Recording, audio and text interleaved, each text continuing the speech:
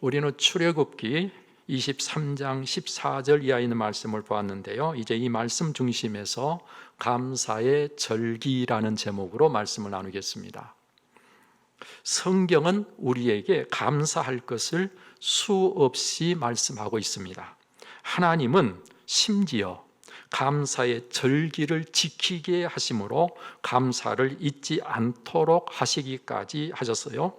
그 이유가 무엇입니까? 그것은 감사하는 것이 곧 기쁨이요 행복이며, 감사하는 것이 관계를 좋게 함으로 화평이 되기 때문에 그렇습니다. 감사하는 그 자체가 복이기 때문에 그런 거예요. 우리가 복 받기를 다 원하는데 잘 생각해 보면 감사하며 사는 것이 내가 복 있는 사람이 되는 것임을 알 수 있습니다. 복은 감사로 시작을 해서 감사로 결론 지어지기 때문에 그래요. 여러분, 우리가 아무리 좋은 상황과 형편이 있다고 해도 그것이 만족이 되지 않고 불만이고 불평이라면 행복과는 거리가 먼 것 아니겠습니까?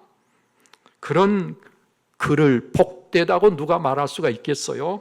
여러분, 그러나 반대로 상황은 별로 좋지 못해도 형편은 열악해도 불만이 없이 자족하고 감사하며 산다고 한다면 그는 행복할 것이고, 우리는 그런 사람을 복되다 그렇게 말할 수가 있는 것입니다.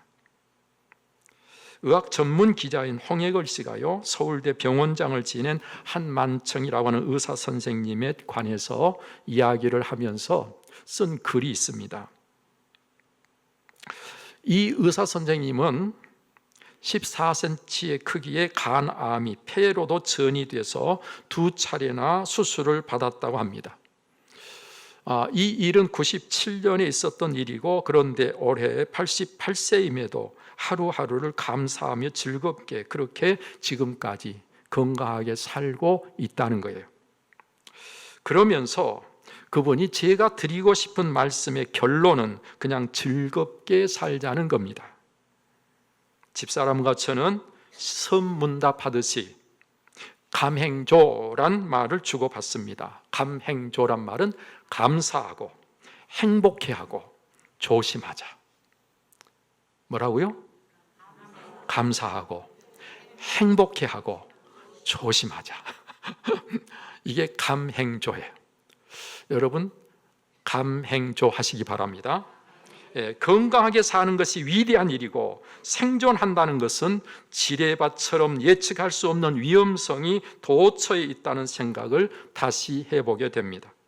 정말 인생 80까지 살면 90점이고 90살이면 100점이라고 평소에 공언해 온 것이 타당함을 새삼 확인하는 것 같습니다.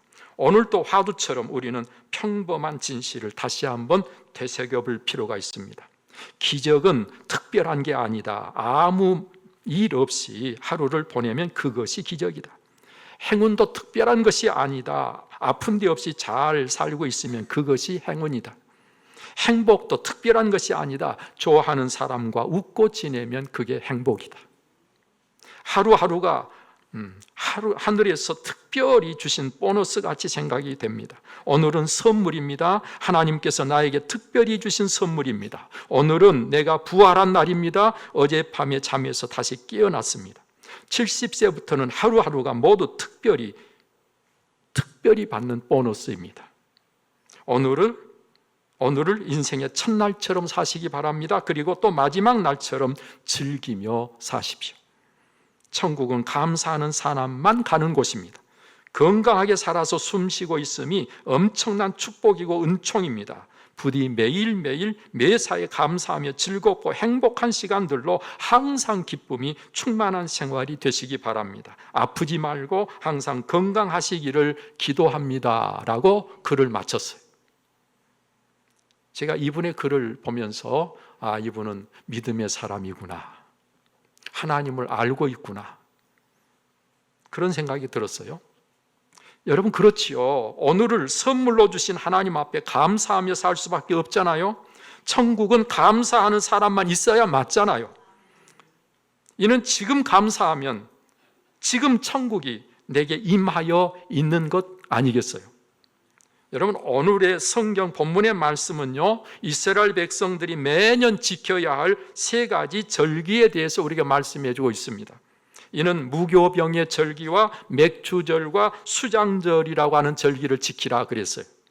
우리가 이 절기를 보면 무교절은 6월절의 절기를 말하고 있는데, 애굽에서 해방되어 나오게 된 것을 잊지 않고 감사하는 절기가 바로 무교병 또는 6월절입니다. 맥주절은 어떤 절기입니까? 수고하여 밭에 뿌린 것의 첫 열매를 거둔 것에 대한 감사의 절기입니다. 이 맥주절을 오순절이라고도 합니다.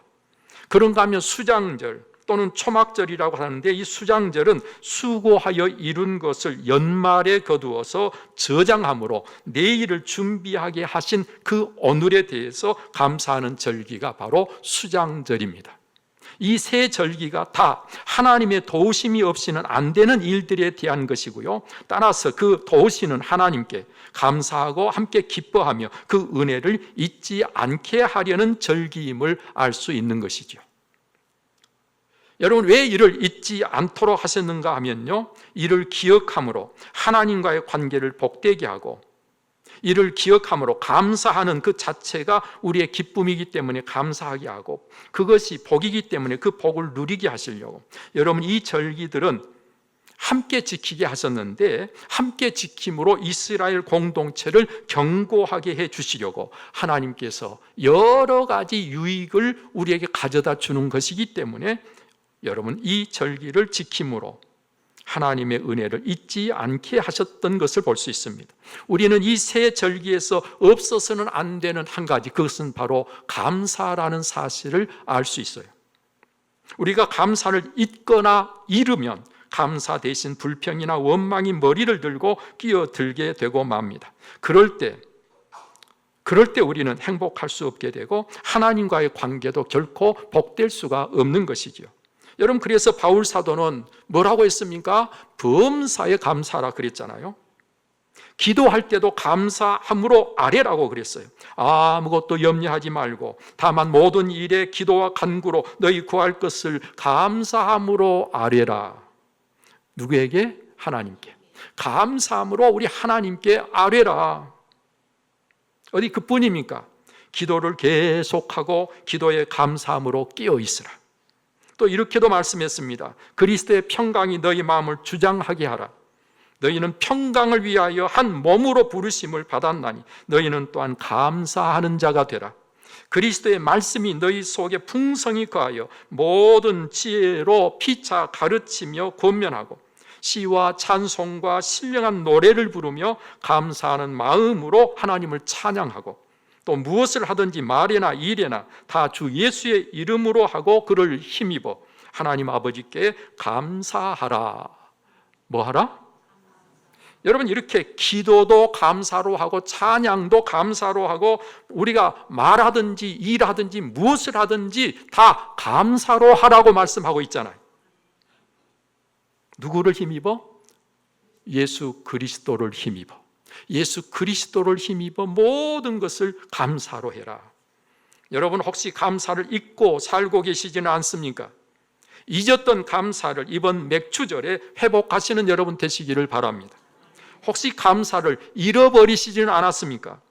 잃었던 감사를 이번 맥주절에 찾아내시기를 바랍니다. 혹시 감사를 빼앗기셨다면 이번 감사의 절기에 되찾으시기를 바랍니다. 혹시 감사할 수 없는 상황에 갇혀 계신다면 감사함으로 하나님께 아뢰고 우리 아버지 하나님께 그 문제를 맡겨버리시기를 바랍니다. 그러므로 그 감옥에서 나오시는 이 시간 되시기를 바랍니다. 우리는 감사해서, 즉 감사한 일이 있어서 감사할 수도 있지만 순서가 바뀌어서 감사를 먼저 했더니 감사한 일이 생기는 경우들도 얼마든지 있지요. 감사를 먼저 하든지 나중에 하든지 감사는 무조건 복되고 잘되고 말로 다 할 수 없는 유익이 있다는 사실을 믿고 날마다 그것을 알아가는 여러분들이 꼭 되시기를 바랍니다. 미국의 샌프란시스코의 아주 작은 마을에 요한이라는 이름을 가진 우체부가 있었습니다. 그는 어린 나이부터 마을 부근을 오가면서 매일 우편물을 배달했습니다. 그런데 어느 날 문득 흙먼지가 뿌옇게 이는 황량한 길거리를 바라보면서 꽃 한 송이 없이 먼지만 날리는 이 길을 오가며 살고 있는 자신의 삶이 매우 허무하게 느껴졌습니다. 이렇게 자기 인생이 무가치한 시간을 보내다가 끝나버릴지도 모른다는 생각에 마음이 답답해졌습니다. 그런데 그런 생각을 하며 한참을 걷는 중에 문득 다시 이런 생각을 하게 되었습니다. 어차피 나에게 주어진 일을 내가 해야 한다면 감사한 마음으로 맡겨진 일을 해보자. 감사한 마음으로 내게 주어진 일들을 한번 해보자. 이렇게 마음을 바꾸어서 감사하며 일을 하자라고 생각을 했을 때 갑자기 그동안 먼지만 날리던 황량한 길을 아름다운 꽃길로 내가 만들면 되지 않겠는가 생각이 들었습니다. 그는 그 다음 날부터 주머니에 꽃씨를 넣고 배달을 다니면서 짬짬이 꽃씨를 거리에 뿌리기 시작했습니다. 그리고 마침내 그가 걷는 길의 양쪽에는 노랑, 빨강, 분홍 각종 온갖 꽃들이 이른 봄부터 가을까지 피어났습니다.